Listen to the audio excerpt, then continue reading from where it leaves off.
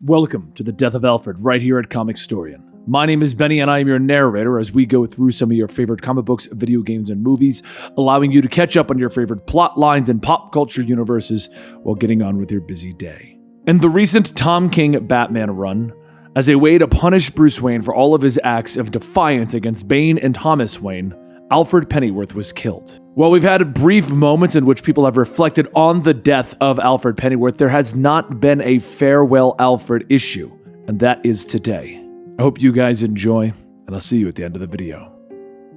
The crowd gathered beneath the statue of Alfred Pennyworth. The family stood behind him as Bruce cut the ribbon, finishing the dedication of the Alfred Pennyworth Children's Hospital. They all think it. Barbara, Rick, Damien, even Jason, who ignored Bruce telling him not to come, and he snuck past security. This isn't what should have brought them together. They listen to his speech. They hear Bruce's voice catch on every tear that he refuses to cry. He was always good with words when he would want to use them. And when night fell, the family took off, as were Alfred's final wishes. As the moon rose in the sky, our more familiar Bat family left to grieve, while other friends leaped among the rooftops. Catwoman, Batwoman, Orphan, and Signal were there. Gotham would be protected as it always was.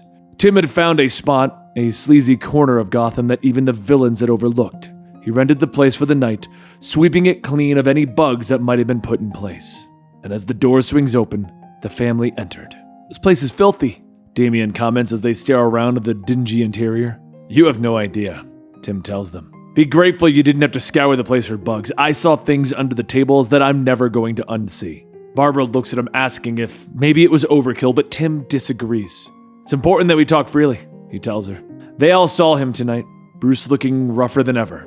Jason smiles at all of them from behind his sunglasses, ever the black sheep of the family.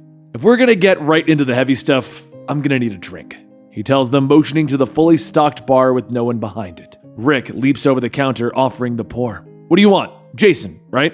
"Right, the old dick wouldn't have been so quick to serve me." Jason smiles at him. Rick just looks at him, letting him know that he was only here because he knows the butler took care of him when he was a kid. Anger shoots through Jason and he points at Rick. "The butler? Really? Show some respect. Why did they even invite you? You're not even a part of this family anymore," he yells, with anger bubbling up within the rest of them, and Barbara yelling, pointing out that neither of them were even in the city when Alfred died. Jason turns on her. "Don't give me that crap, Barbara. I was steering clear because Bane said that he'd kill Alfred if any of us entered the city. Not everybody listened," he yells, waving his hand at the dejected-looking Damien. "Enough," Bruce tells them from the door, his voice quiet yet authoritative. "This isn't what Alfred would have wanted."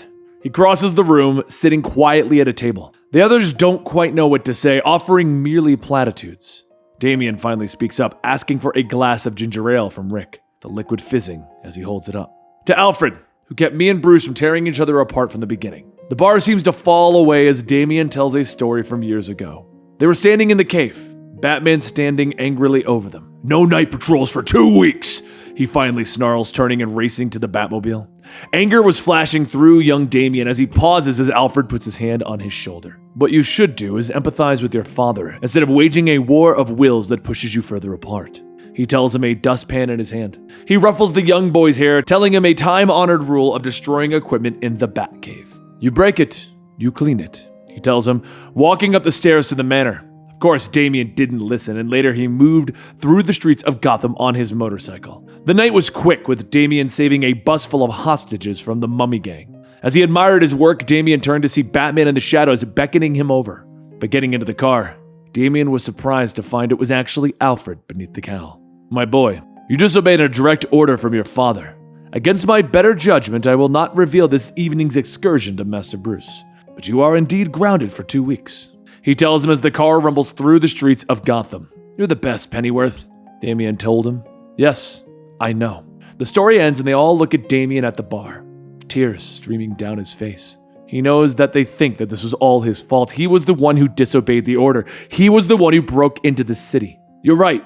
I forced Bane's hand, the hand that snapped Alfred's neck. I can still hear it. He was a good man.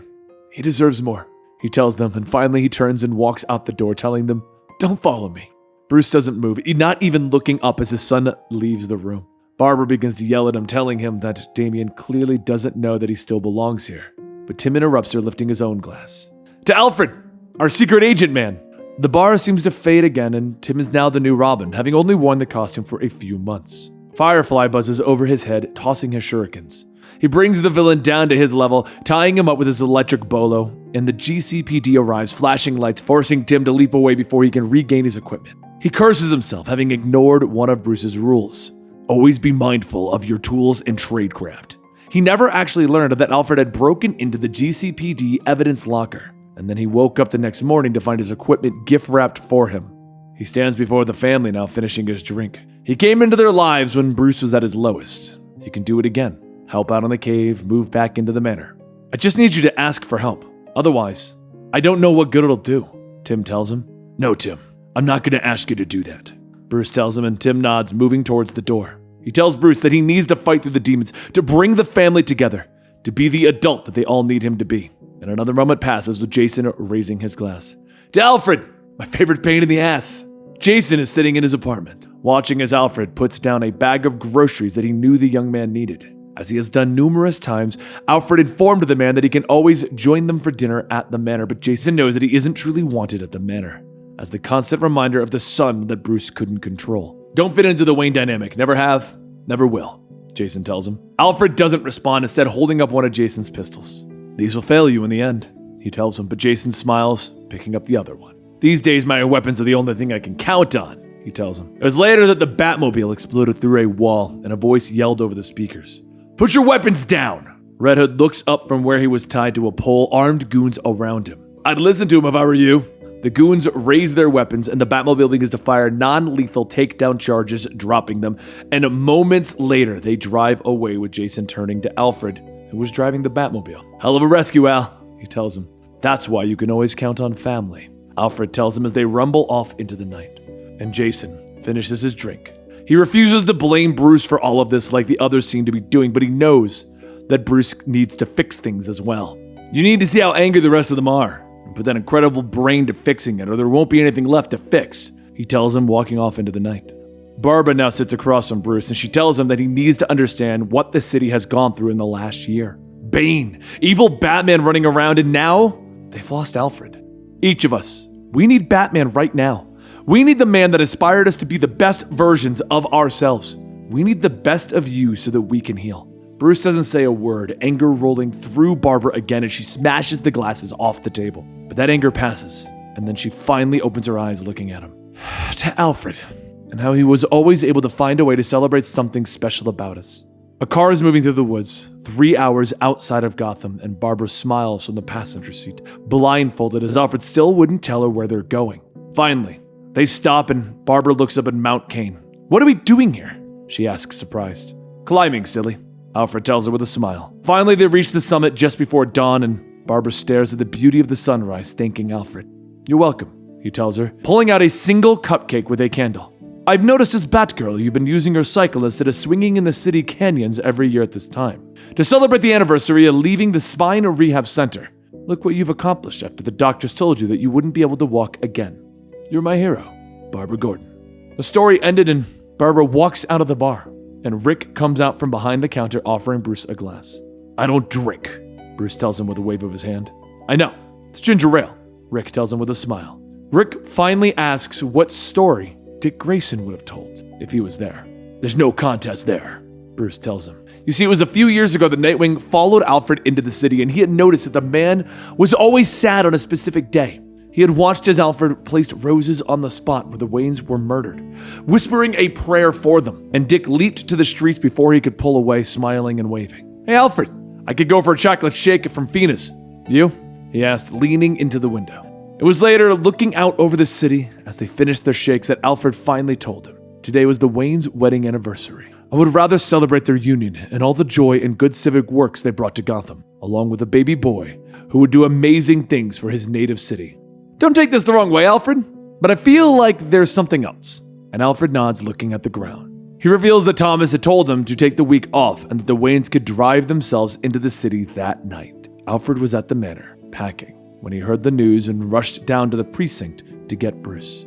I took great pains to hide the guilt over not disobeying Thomas's plan that fateful night, Alfred tells him.